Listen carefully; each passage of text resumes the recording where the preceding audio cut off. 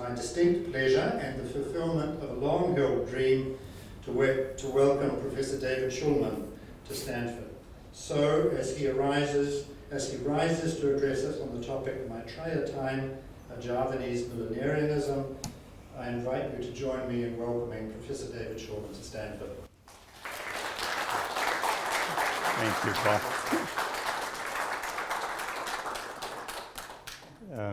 First of all, I just want to say I'm very happy to be here, delighted to be here. It's my first time in Stanford. I want to thank the host center, Department of Religious Studies, the South Asia Center, all our colleagues here. It's a delight, and the campus itself, as all of you are aware, is ravishing in its beauty, and it's just a wonderful time. So, I'll be speaking today about Maitreya. That is, about the Buddha to be, the Buddha to come, very beloved messianic figure, especially as we know him from several textual sources. First of all, from the Jataka and Avadana literatures, that is to say, the stories of the Buddha's previous incarnations, previous births, and also the Avadana stories of heroic bodhisattva figures of one kind or another. That's one important set. We have a set of prophetic texts that are called the Maitreya Vyakarana. Vyakarana, Buddhist Sanskrit, means a prophecy or a prediction. I'll be talking about them. And then there's the great monument of Borobudur, which you don't see it, just one second, which you now can see on the screen. Okay. And then there are also the philosophical and narrative sutras, the long sutras, Vaipulya sutras from the early Mahayana. Some of them attributed to Asanga, the brother of the philosopher Vasubandhu, who is said to have received them directly from Maitreya himself in the Tushita heaven. If there's time towards the end of this lecture, I may have a few words about one of those sutras, the Ratnagotra Vibhaga, the Sutra of the Jeweled Seed, possibly the most penetrating of those early sutras and the most suggestive in terms of our understanding of Maitreya. But I'm going to begin with Borobudur. And the text that we know is the Gandavyuha. I'll tell you more about it in a moment. First, let me set the stage, as it were. Here's the framework of the story that will be occupying us over the next hour or so. Many of you will know this, but just to be sure. So there was a merchant named Sudana, the wealthy, Sudana. And Sudana wants more from life than money. And he has already come some distance along the path toward enlightenment. Manjushri, the bodhisattva of wisdom, Prajna, sends him to a series of some 54 teachers, the Kalyana Mitras, auspicious friends, genuine friends, each of whom has much to say to him. Most of them, incidentally, belong to sites in South India. The Gandavyuha, I think, is a South Indian text, primarily. But the culmination of Sudana's tour, not quite its final stage, takes him to the world of Maitreya. It's at a place called Samudrakaccha. Maitreya sits at the entrance to a strange tower, the Kutagara, which comprises within it all possible worlds, including multitudes of Buddhas and Buddha fields. And at a snap of Maitreya's fingers, you'll see it in a second, Sudana enters into that tower. He sees himself reflected infinitely on pillar after pillar, and he sees the universe in its infinite intermeshing, its inconceivable beauty and truth, worlds within worlds within worlds, and also worlds within words, which are important here. When he comes out of the tower, he is changed. He has two last visits to pay, first to Manjushri, the Buddha of wisdom, who set him on the path, and then to the Bodhisattva of all-embracing goodness, Samantabhadra, who speaks or perhaps sings a hymn which is known as the Bhadrachari, or the Bhadrachari Pranidhana, the good way. It too is depicted in a set of carved panels on the 4th level of Borobudur. And I just want to note in passing that Samantabhadra, Manjushri, and Shakyamuni, the first Buddha in our era, are a triad important in the early Mahayana, and all three are connected to Sudana's primary teacher, Maitreya, and thus also to Borobudur. So let's take a few minutes to look at the pictures, okay? This is Borobudur. Some of you in this room hopefully have been there. How many of you have been? Good, okay. Great. Good, yes. Those of you who have not yet been there, I urge you strongly to get there now. Don't put it off to your next birth. You really should go there. It's one of the world's most astonishing monuments, really one of the wonders of the world. It's a complicated place, and in some ways a kind of mysterious monument. We're not, even today, after 150 years of scholarly research on Borobudur, we still don't fully understand it. We had a conference just last summer, on the site, together with Jonathan Gold. He and I put the thing together somehow. It was a wonderful conference, maybe the best I've ever been at, because along with the presentations, the lectures, and when we were on the monument itself for 2.5, 3 hours every single day for a week, and that's a beginning of a path towards understanding what it really is all about. So what you need to know at this point, there's a lot to say about Borobudur, needless to say. There's a classic book by Paul Moose, 2,000 pages in single space. It began as a book review, believe it or not. It's a great classic work. But what you need to know right now is that, as you can see from the slide, I hope you can see it, this is a monument. First of all, it's in the form of a kind of yantra or mandala. Aerial photographs show it very clearly as such, although it doesn't quite fit any of the known major mandalas that we know about from the texts. And as you can see, there are these staggered levels, ascending, or if you like, descending. There are 4 major levels, each of them very rich in these very beautifully carved panels, relief panels. There are 1,500 of them on the site, and there are another 1,500 that are lying around outside the site. They too are part of the marvel of Borobudur. What I want you to know, though, is that these panels are keyed to 3 texts that we know. They've been identified already a long time ago, 100 years ago. So let me just put it very simply. We have on level 1, we have the stories of the Jataka, early births of the Buddha, and the Avadanas that I mentioned earlier. They're on the balustrade, the outer balustrade. Across from them, on the main wall of the monument, we have the biography of Shakyamuni Buddha, as we find it in the Mahayana text, early Mahayana text, the Lalita Vistara. So that's level 1. In level 2, and from level 2 on up, levels 2, 3, and 4, what we have are panels that are keyed to the Ganda Vyuha, this text that I mentioned earlier. So the Ganda Vyuha, let me just say that we're not even sure what the name means. It may mean something like an assembly of parts. Ganda in Sanskrit also means a bubble, and there are people who think that the name of Borobudur comes from the Sanskrit word budbuddha for a bubble. So then it would be a series of bubbles. That actually kind of a nice name for the early Mahayana text. Anyway, we don't really know the meaning of the name, but we know the text very well. I've taught it over the years to my students. It's composed in a very lyrical Buddhist Sanskrit, and I know of only 2 sets of images that portray the entire course of Sudana's pilgrimage through the 54 Kalyana Mitras, the 54 auspicious friends. One series is at the Tabo Monastery in Kinnaur in northern India, and the other is at Borobudur. So Borobudur, it's in central Java.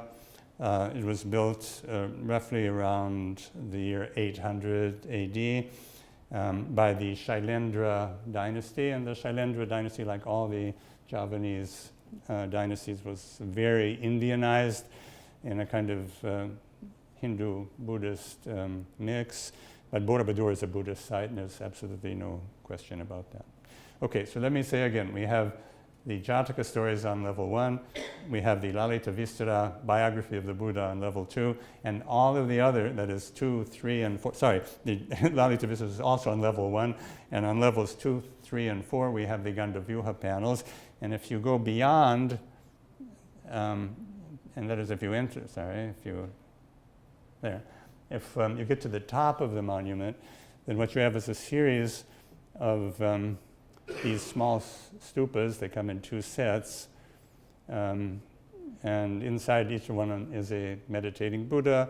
They belong to 2 different types. I won't go into it here, but actually it's an amazing thing. The first time I climbed up to the top at Borobudur, it was a long time ago, in 1984, I was amazed that I'd gone through this incredible profusion of these beautifully carved panels only to arrive at this kind of aniconic world at the top, in which seemed to make all of the panels somehow incidental, or maybe even superfluous, because something else happens once you get up to the higher reaches.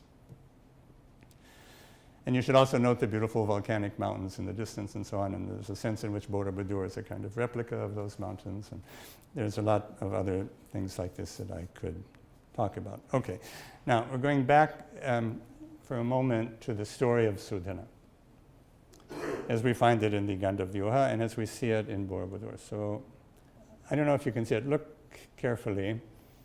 In the middle of this panel, this is in level 2, and what you're seeing is the first time that the Kutagara Tower Palace appears at Borobudur. You see it in the middle? Here, I'll try to show you.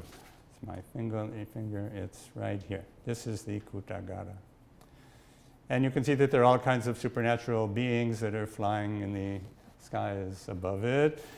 And if we go one panel more, you will see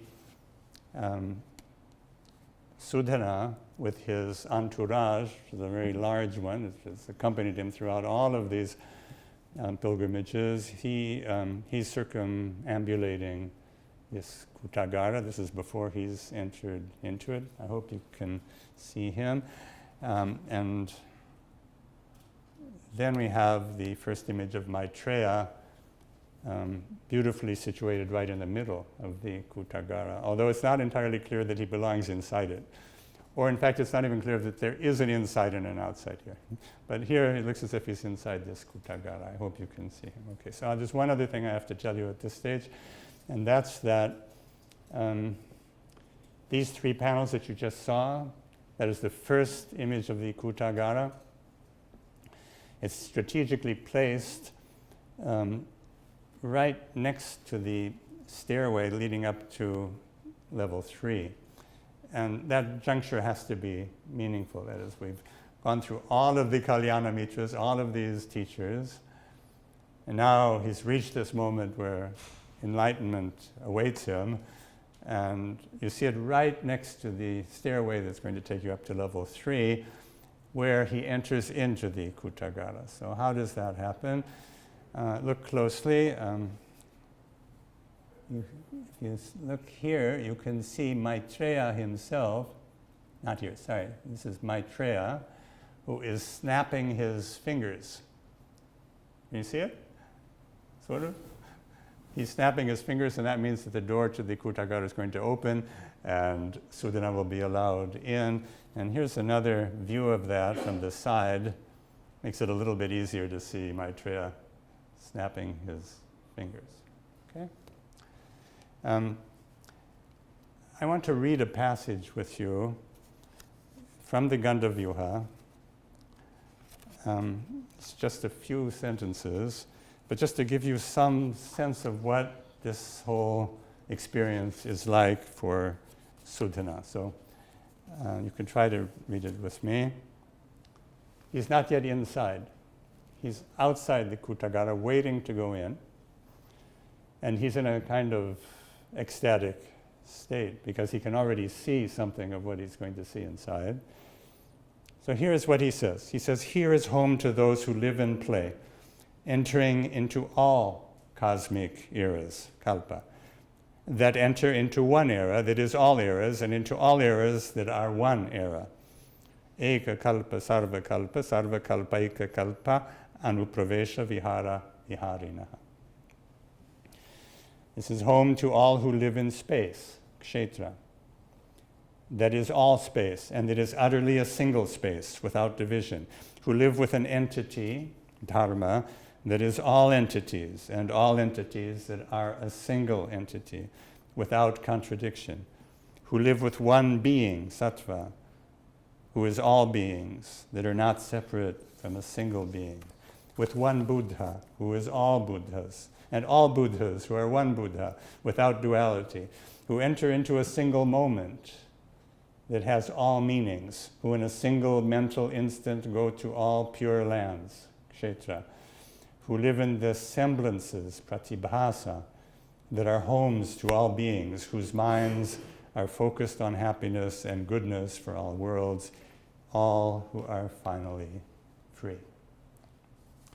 Okay, we'll come back to this short quotation towards the end of the lecture. I'll show you one more slide.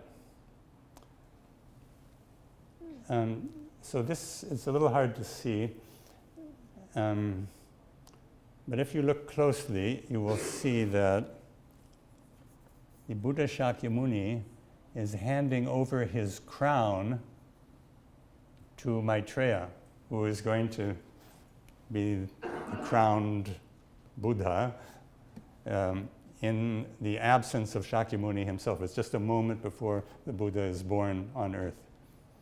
So the crown goes to Maitreya. And just to make it clear, we're on level 1. This is the very beginning of the pilgrimage, and begins, as the Lalita Vistara tells us, with this moment where Shakyamuni hands over his crown to Maitreya. And I'll mention that again towards the end. Okay. So now, let's leave a picture of the Kutagara, I suppose. Let's leave that there so you can see it, because we're going to be entering into the Kutagara shortly. But before we come back to Borobudur, I want to show you how the Avadana materials portray Maitreya. And also we have those Maitreya Vyakarana prophetic texts, always couched in the future tense. I'll say a few words about the Vyakarana texts. We have 3 versions in Sanskrit. They're relatively short. They don't seem to come from a single archetype, but they're very close to one another. There's a 4th in Sanskrit, which we find in a text called the Maitreya Avadana. That's the 3rd section of the Divyavadana. Really, it's another one of these prediction texts. And usually it's Shakyamuni who tells the story of the final Buddha. So it's the first Buddha of our era who's telling what will happen when Maitreya appears. These two, Shakyamuni and Maitreya, are obviously very closely linked. And they're couched in the future tense. All of them are couched in the future tense. Now, apart from the Sanskrit,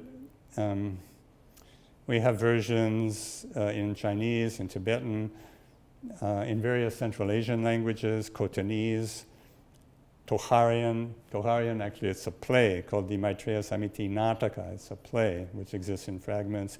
There's a very long text of the Vyakarana in Uyghur. That's actually the longest manuscript we have from the German Dunhuang expeditions. And there's even one version in Persian, that is to say, in Islamic Persian, was discovered by Gregory Chopin. It's in the well-known encyclopedic history of the world by Rashid ad-Din al-Hamadani from the 14th century, the Jami at-Tawarikh. they have, believe it or not, he has a version of the Maitreya Vyakarana. Okay. There are also particular affinities with these Avadana materials and others. You'll hear about that in just a second. So what I'm going to do now, I am going to offer you a kind of synoptic and schematic version of these Vyakarana texts. I'm not going to take you through each text by itself. There are minor variations. But I want you to have some sense of the story, okay? And I'm going to follow the sources and tell it in the future tense. I have to say before we begin this that in South India, there's a historiographical mode which is couched in the future tense. That is history, what happened in the past, is told in the future tense. That's what's called kala jnana, knowledge of time in South India, but I don't think that's what we have here. Okay. So here's the story. Once there was a king, his name was Mahapranada. And he ruled over the city of Ketumati, which is Varanasi or Benares. And this Mahapranada, he had once asked the gods to give him some sign that they really exist. And the gods complied with this request, believe it or not. A lot of us might like something like that to happen. And anyway, it worked for Mahapranada. The gods gave him a huge pillar, yupa. It's usually called a yupa. Sometimes it's called a stupa. It's a jeweled pillar which is enormously high and enormously wide. And it was so amazing that it stupefied all of his subjects, so that the farmers no longer worked the land and tradesmen abandoned their professions and no taxes were coming into the royal treasury. You can see there's a kind of problem here. So eventually the king, Mahapranada, had this tower submerged in the Ganges. Okay? Now many generations later, there's another king whose name usually is given as Shankha. And Shankha retrieved the tower. And he handed it over to our hero Maitreya. So Maitreya was here the son of the king's Purohita priest. Okay? It's a young man, and still very much of a Brahminical figure. He had 80,000 pupils to whom he was teaching the Veda and other such texts. So the king, actually he has another name, he's also known as Ajita. These are two names for Maitreya. It could be that the two of them coalesced at some point. In any case, Shankha the king will give this huge tower to Maitreya, and Maitreya is going to hand it over to his 80,000 pupils. Okay, so far, everybody with me? And they, believe it or not, these 80,000 pupils, they are going to take the tower apart and grind it into dust. And that will be a really important moment, because at that moment Maitreya understands for the first time the meaning of impermanence. And so he renounces the world. And soon he has even more disciples, monks or monks-to-be. Some texts say 80 million, some people say 800 million. And they also include the king Shankha, who is also now renouncing the world and joining into this huge group around the young Maitreya Ajita. And Maitreya, he is going to enter into a cave at a mountain that is called Kukutapadaka, the rooster's foot. Sometimes it's called Guru Padaka. And I don't think he can actually cram all 800 million people into the cave, but he goes into the cave, and there he finds the bones, the mass of bones, Asti Sanghata, of the great Mahakashyapa from the time of Shakyamuni. And Maitreya, he will take these bones in his right hand, transfer them to his left hand, and show them to his disciples, together with a piece of Shakyamuni's robe. It's not a very big piece. It's the dimensions of 2 fingers. I mean, that's because in the days of Shakyamuni, people were much, much smaller than they are in the days of Maitreya. And sometimes we hear that Mahakashyapa is not actually dead. He's in a state of deep meditation, awaiting the arrival of the final Buddha, that is, Maitreya.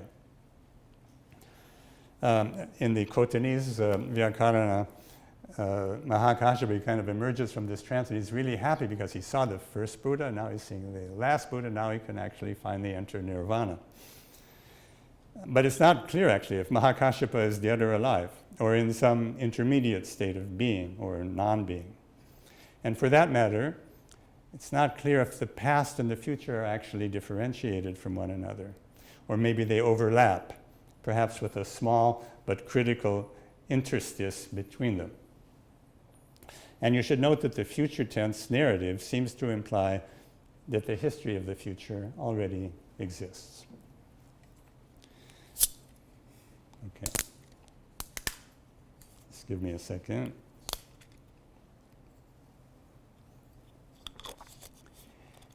Anyway, we can see that Maitreya is associated with two towering edifices. His Kutagara, and also this post or pillar or tower, the Yupa, that all of the Vyakarana texts see is linked to his enlightenment. Both of these miraculous, mesmerizing buildings have a tendency to vanish into emptiness. And both come with insight that radically changes the mind. Both have what could be called an exotic and uneven temporality. Of course, the Kutagara is on a much larger scale, richer than the Yupa. Hence its tremendous effect on Sudana and on everyone else who comes to see it. Still, Maitreya, with those bones in his hands, he has a somewhat grisly side to him, possibly related to the wild and magical alchemical Maitreya we know from Southeast Asia. And also, as the last Buddha, he has a special relation to time in its various modes and rhythms. And above all, there's one specific feature. So let me tell you. First of all, this temporal aspect is really important if we want to understand the Kutagara panels at Borobudur. We could say that Maitreya, like time itself, tends to arrive late, and often too late. The Mahavastu, the Mahasangika text, tells us that it was only after 44 kalpas, that's a really long stretch of time, only after 44 kalpas did Maitreya even conceive of the thought of enlightenment. You can see there's like a kind of delay built into his biography. And in this respect, that is his tendency to be late, he's often competing with Shakyamuni. So, for example, at the time of the Buddha Pushya, both Maitreya and Shakyamuni were present. Now listen carefully, the former, Maitreya, was ripe for enlightenment, though the beings he was going to teach were not. And Shakyamuni, on the other hand, was not yet ripe, though the beings he was to teach were. So Pushya climbed a mountain and entered a cave in a deep meditative state, the Tejo Dhatu Samadhi, the deep concentration of fire. And Shakyamuni searched for him and found him in the cave. He then stood on one foot for 7 days, singing a single verse of praise, which enabled him, Shakyamuni, to shortcut the path to Buddhahood. He was skipping 9 kalpas. Maitreya, on the other hand, was content to stick to the slow track and has thus not yet achieved Buddhahood. He lies ahead of us somewhere in time. John Strong remarks that this karmic asynchronism between future Buddhas and their future disciples is not so easy to explain. But I think maybe we can explain it. Let's see. Then there's a story, actually it's the very first text in Aryashura's Jatakamala, which is the main text of the Jataka panels at Borobudur. So that first story is the Vyagri Jataka, the Tigress Jataka. So here the Bodhisattva, he's wandering in a wilderness with his disciple, Ajita, that is Maitreya, or Maitreya to be. And they come upon a starving tigress. She's so hungry that she's about to eat her own newborn cubs. So the Bodhisattva sends Ajita to look for food for her, But no sooner has Ajita disappeared from sight than the Bodhisattva decides to sacrifice his body to save both the tigress and the cubs. Were he not to do this, he says, he would be miserable, remorseful, for he can never be happy if another creature is suffering. Nachanya dukke sati mesti saukyam. So he throws himself off a cliff, and the tigress hears his body fall and rushes to eat it. And when Ajita returns empty-handed, he sees that he has come too late, although he's amazed at his teacher's sacrifice. And in another version of the same story, in the Suvarna Prabhasa Sutra, the Bodhisattva has two brothers, Mahapranada, that is Maitreya in this case, and Mahadeva, who is Manjushri. They come across the starving tigress. Maitreya to be thinks that offering one's own body is, sorry to say this, just a little too hard for him. And Manjushri to be is also very reluctant, but the Bodhisattva Shakyamuni unhesitantly gives his body to the tigress. So again, there's the fast track to enlightenment for Shakyamuni. Okay, on the other hand, in Divyavadana 37, Maitreya sits under the Naga or the Naga Kesari tree for a mere 7 days after renunciation, and he achieves Buddhahood. So actually, for Maitreya, it's either too slow or too fast. In any case, he's out of sync. And in the fast track, there's a story from the Pali Canon where the Bodhisattva Maitreya hears a sermon by the Buddha and is moved to worship the Buddha with the best gift he can think of, namely his head. And he cuts off his head with his fingernails and offers it, hands it over to the Buddha. It's important that you should know there's a panel showing this at Borobudur on level 3. And there's also a strong tradition that Maitreya, after an interminably long delay, finally did turn toward enlightenment and even achieved it in a single day.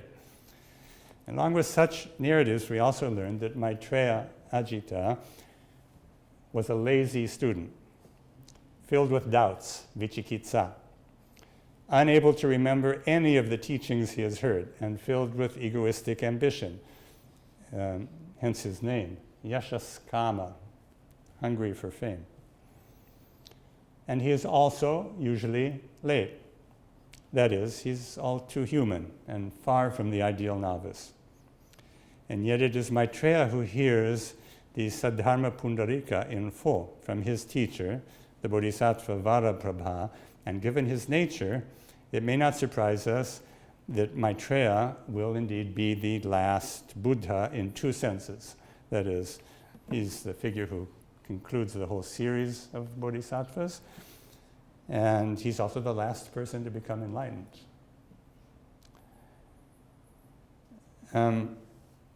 You could say that Maitreya embodies some basic form of time or timefulness in that tardy temporal movement that we normally experience ourselves. But we could also focus on the critical gap between Shakyamuni and Maitreya, who are mutually dependent or mutually constitutive, but mostly fail to meet or touch one another, with the one exception of that moment in the cave when Mahakashyapa emerges from his trance.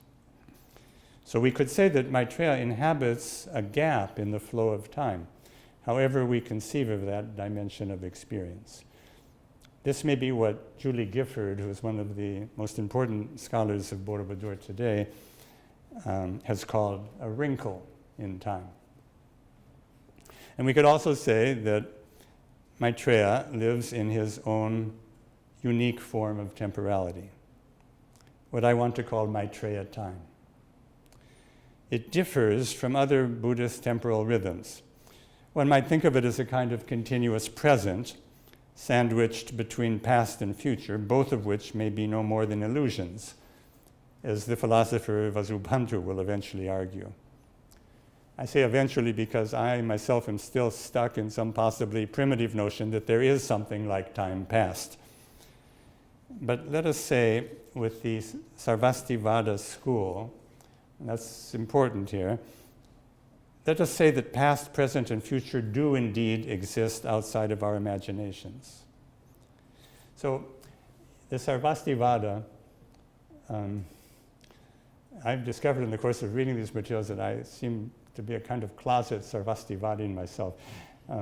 They're usually classed as realists. That is, they think that things exist, objects exist, and time also exists. The three main kinds of time: past, present, future time. So they're the school of everything exists. And they're very germane to what I'm talking about, because all of the sources, or nearly all the sources that I've mentioned so far, they come from the Sarvastivada milieu. All of the Vyakarana texts, including the Central Asia ones.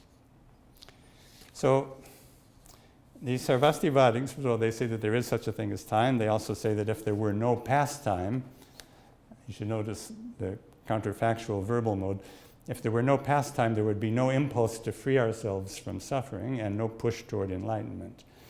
And if that is indeed the case, then we have to reckon with the consistent emphasis on Maitreya's asynchronic mode of time, in particular on his habitual lateness. I think I should tell you that I was on a committee that was interviewing candidates for postdocs outside of Israel.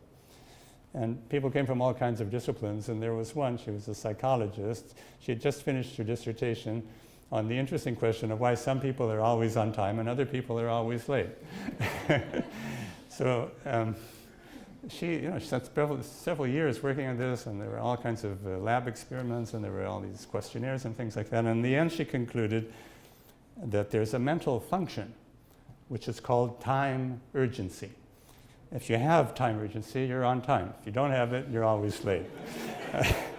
She didn't get the postdoc, but Maitreya seems to lack time urgency. Okay, so I want to say another word about the Sarvastivada.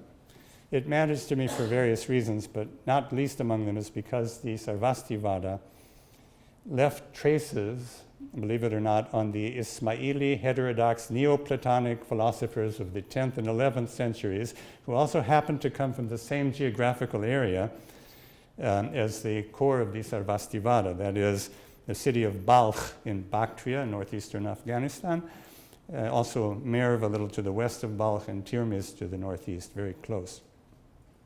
That's where, among other places, but that's one of the primary sites of the Sarvastivada. There was a famous, great monastery there, the Nava Vihara.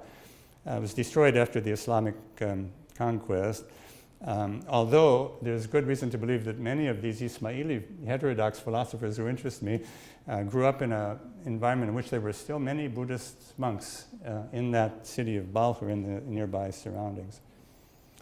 And incidentally, these Ismaili philosophers, they have something to say about time, something very unusual and original. I don't have time to go into it now, but if you want later in the questions, I can tell you something about it. But anyway, again, I want to say all the Maitreya Vyakarana texts that I've been citing come from this Sarvastivada milieu, along with most of the Avadana Jataka stories that we see at Borobudur. And there are also other fragments, textual fragments that are of clearly, we know that they're of Sarvastivada origin, and they turn up on the monument in various ways. I don't think I want to take the time to explain them one by one now. Okay, so I'm getting close to actually stating a hypothesis. A minimalist hypothesis at this point would be to say that we have to allow for a Sarvastivada substratum at Borobudur, appearing on every level with the possible exception of the uppermost terrace with its meditating Buddhas and Bodhisattvas. So what does this mean? For one thing, we should bear in mind that the Sarvastivada shows signs of, let's call them proto-Mahayana doctrines, including a theory of magical creation, nirmana, relevant to the internal domains of the Kutagara, what one sees inside this amazing place. But to go a little further with this, I want to take just a few minutes to say something about the Sarvastivada understanding of time. I've already told you that they think that time is real. So I'm just going to give a kind of executive summary of what is a very complex argument. The Sarvastivadins tended to be atomists, and they thought that time, too, is a series of atomistic moments, kshana or kshanika. They were not the only Buddhists who thought like that.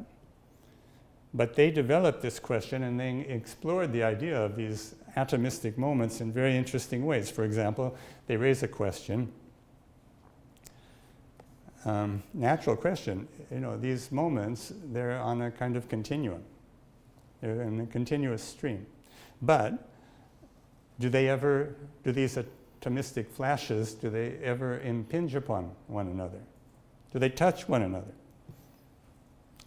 And by the way, the same question applies to the atoms that constitute space. Same problem.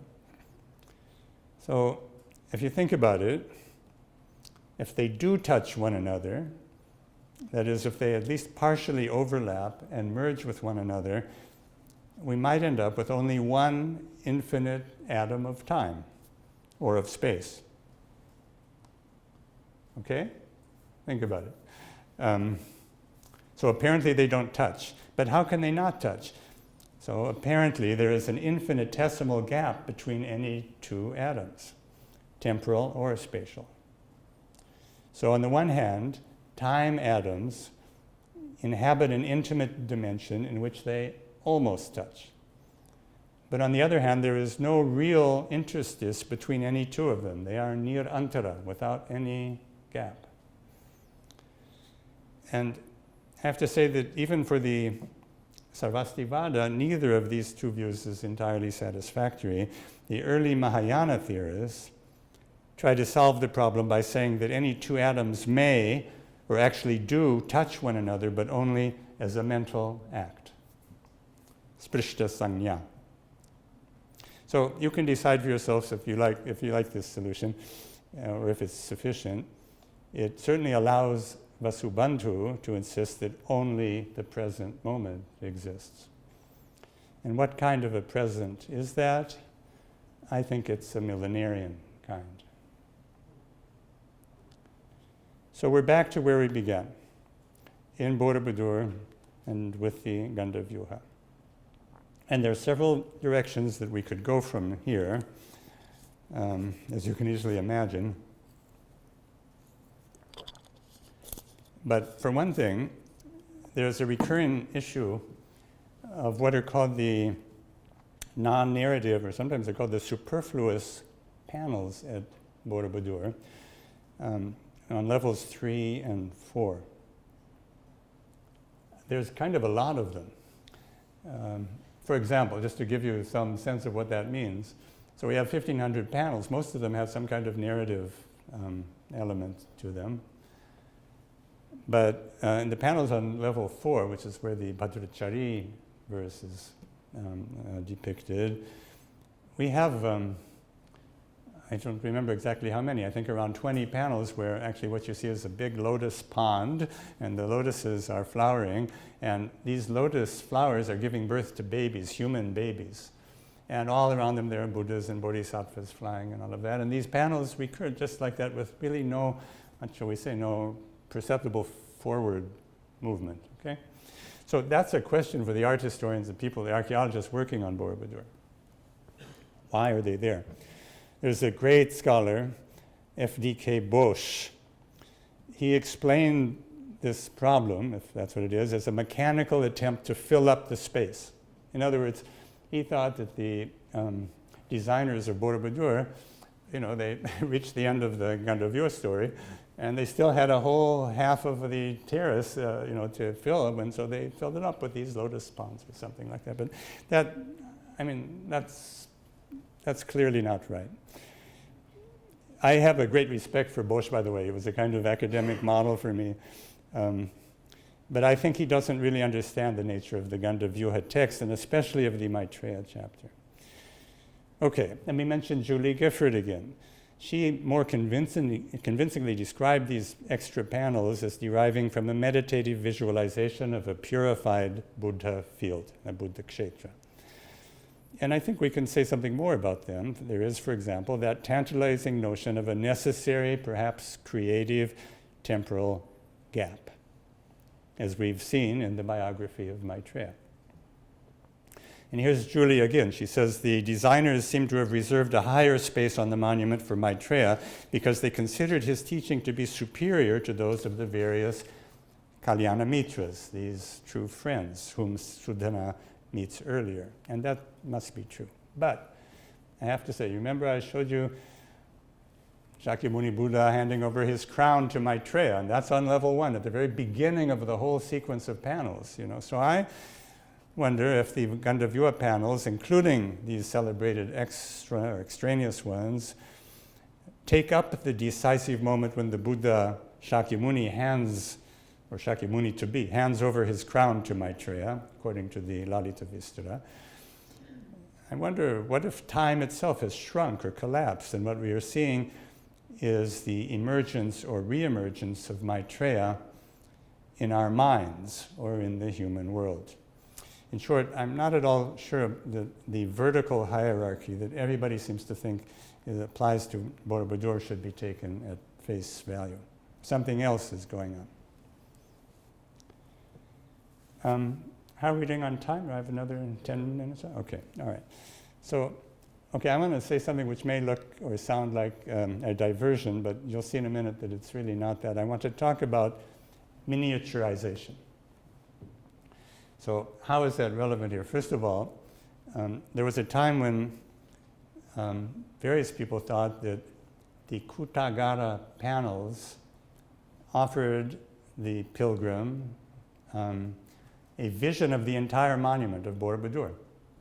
In other words, a kind of miniaturized model of it, There's a very nice essay by Luis Gomez about this very question. Gomez was ambivalent about it. He says that what would mitigate, what would operate against such a reading is that the Kutagara panels, like the one that I am showing you here, don't really look very much like what Borobudur looks today. It's a kind of vertical tower or something like that.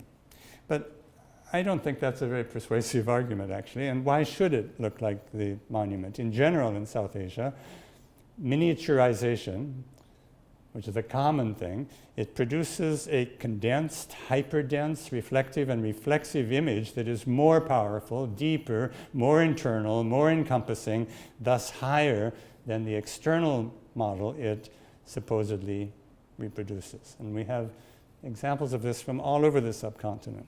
It's the logic of synecdoche. For example, in Andhra Pradesh, there's an important temple, famous, I'd say Shaiva temple, but it was once a Buddhist site, Daksharama. If you go into Daksharama, the first thing you see is this kind of model of the temple, right there in the courtyard. But again, I want to say that model, it's not a reduced kind of image of the larger thing, but actually just the opposite. In general, I think in India you might say as a kind of rule of thumb that the more internal, the wider, the more encompassing, the more powerful, the more alive. I wanted to show you one other example. So here's Maitreya at the wonderful site of Alchi in Ladakh. Maybe some of you have been there, in the Sumtsik. So Maitreya is a very central figure there, like in the Guge Gompas. There he is again.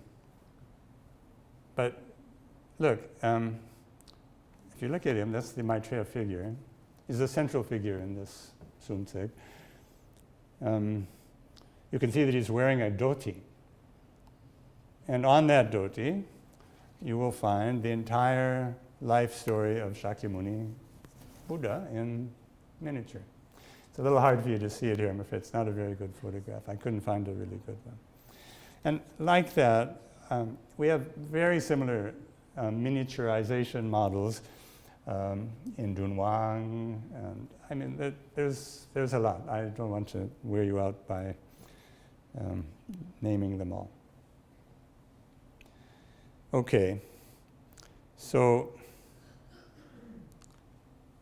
also I just want to say miniaturization rarely stops with a single step, as Sudana discovers when he finally enters the Kutagara, and what he sees is a vast series of further embedded Kutagaras reflecting or generating one another. In short, it's Kutagaras all the way down. Okay, so how does this relate to our questions about time? Maitreya time. So, first of all, the Maitreya Kutagara panels, they seem to operate in Maitreya time, along the lines I've tried to suggest. In Maitreya time, the infinite splitting of the world into mirror-like refractions is not different from the unified recursive field of perception in which past and future have disappeared into a highly charged present that is continually in movement. And if there is a mandala-like resonance here, which seems likely, then let us go all the way and see the mandala as an instrument, upaya, a pragmatic model for producing real effects, possibly for bringing Maitreya into being, making him present, forcing the end of time, the eschaton. Better still, for making the pilgrim spectator over in himself or herself as Maitreya, or maybe Samantabhadra, thus actualizing Maitreya, becoming Maitreya. This is also the experience of pure deathless time, like when Mahakashyapa arises from his meditative trance. So, in a nutshell, here's my hypothesis. So this is a somewhat more speculative and maximalist hypothesis, but although we might seem to be looking at Sudana, looking inside the Kutagara and entering inside it, it is far more likely that we have entered that space with him, with the help of the sculptors of Borobudur. And just as Sudana sees himself reflected from a million inner surfaces, so do we see ourselves in him and as him, thus visualizing innumerable mirror images of ourselves within a ramifying or deepening cosmos of interpenetrating worlds. We're not watching Sudana, but becoming him or becoming like him, perhaps through him, becoming ourselves the true master of the Kutagara, becoming that Maitreya who is no longer in some future time, but who arrives now, as the Vyakarana texts have predicted. And in another sense, we may have accelerated that arrival, and yet another may have accelerated that arrival. That's one possible reading of why Maitreya is so prominent there at Borobudur. In yet another sense, we may have created our Maitreya, or our Maitreya-ness, out of emptiness. The textures, the differential depths of carving, the perspectivist positioning of images, and above all, the musicality of the text that is turned into stone, a porous stone, all these show us this process or this pilgrimage as it reaches towards its goal, which was adumbrated or perhaps already enacted from the start. I like to think of this process as a whole as a kind of Javanese millenarianism, rooted in the individual pilgrim's experience and clearly very different from many Maitreya-oriented millenarian movements that we know from China, but also, in this case, in our case, not lacking a political dimension. Okay, I'm getting close to the end. I've spoken about this Sarvastivada substratum with an emphasis on the Sarvastivada theory of atomistic time in relation to what I'm calling Maitreya time, including the notion of a seemingly necessary temporal lag. But the Gandhavyuha is, after all, a relatively early Mahayana work, and it has its own understanding of time and its rhythms, a little different from the realism of the Sarvastivada, although for the pilgrim Sudana, the past, present, and future do seem to exist in a conditioned, somewhat precarious way. So I want to now read again with you that brief passage that we read at the beginning. I think by now, unlike the case of the asynchronic Buddhas and their Shishyas, I think everybody should be ripe for this passage. At least I hope so. Let me read it to you again. Here is home to those who live and play, entering into all cosmic eras that enter into one era that is all eras, and into all eras that are one. Who live in space that is all space, and that is utterly a single space, without division. Who live with an entity that is all entities, and all entities that are a single entity without contradiction. Who live with one being that is all beings, that are not separate from a single being. With one Buddha, who is all Buddhas, and all Buddhas who are one Buddha, without duality. Who enter into a single moment that has all meanings. Who in a single mental instant go to all pure lands. Who live in the semblances that are homes to all beings, whose minds are focused on happiness and goodness for all worlds, all who are finally free. Swadhina, free. So it's as if time were ultimately a unitary and thus continuous force made up of an infinite series of ages, eras, and non-uniform instants embedded within one another, just as space ultimately absorbs an infinity of imagined or experienced spaces. We're not talking about Newtonian time. This is no longer a question of atomistic moments impinging upon one another. There are still transient moments, but they expand and contract by swallowing up or being swallowed up by other such moments, as if any one instant might contain within it all of time, an eternity. I want to say that last phrase again. As if one instant might contain within it all of time, an eternity. So there's a lot more to say about this. I want to give you an analogous example.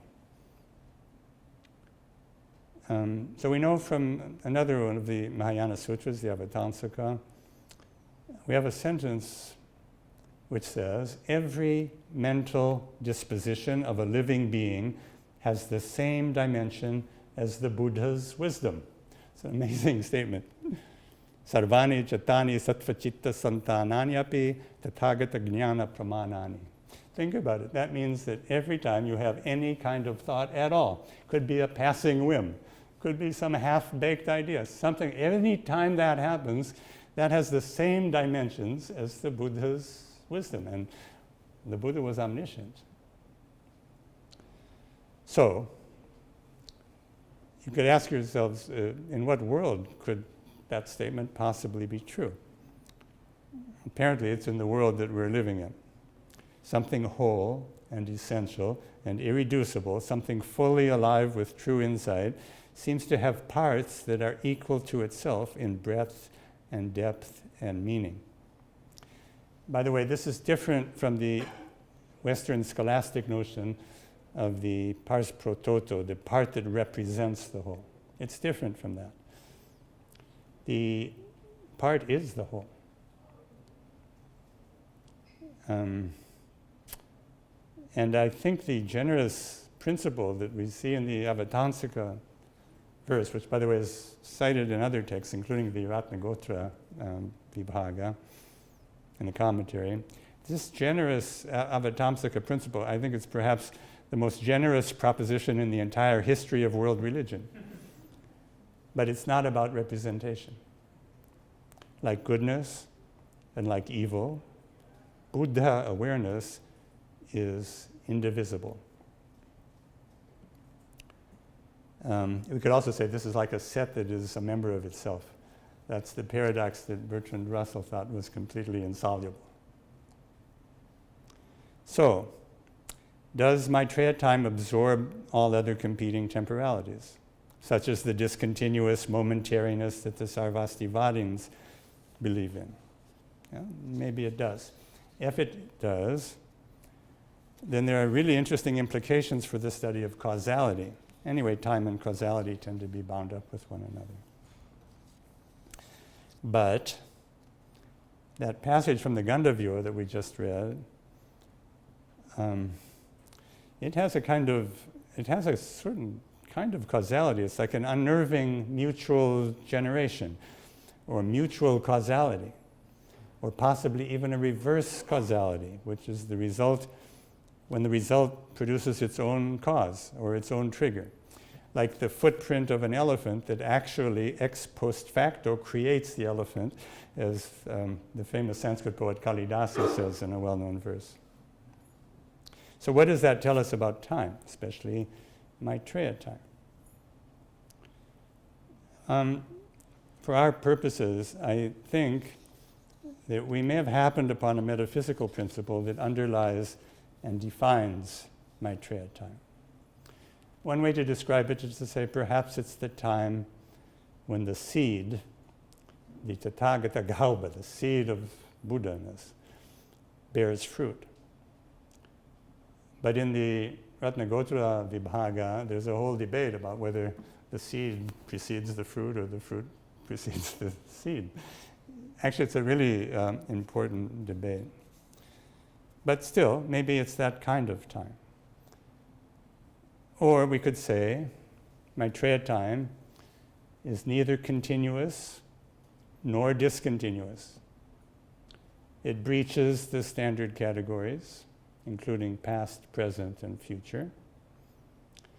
It occupies an in-betweenness, a gap, a hole in time, possibly a millenarian hole, possibly the end of time, or no time, a timeless time.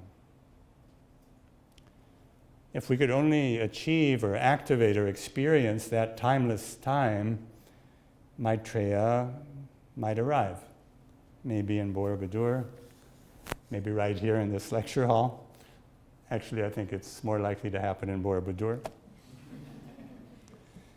But in addition, I think that we ourselves, from our own experience, we have occasional flickers of awareness of some form of deep time that turns an evanescent moment into a forever moment, a kind of eternity. Can the early Mahayana allow for such moments? I think it does.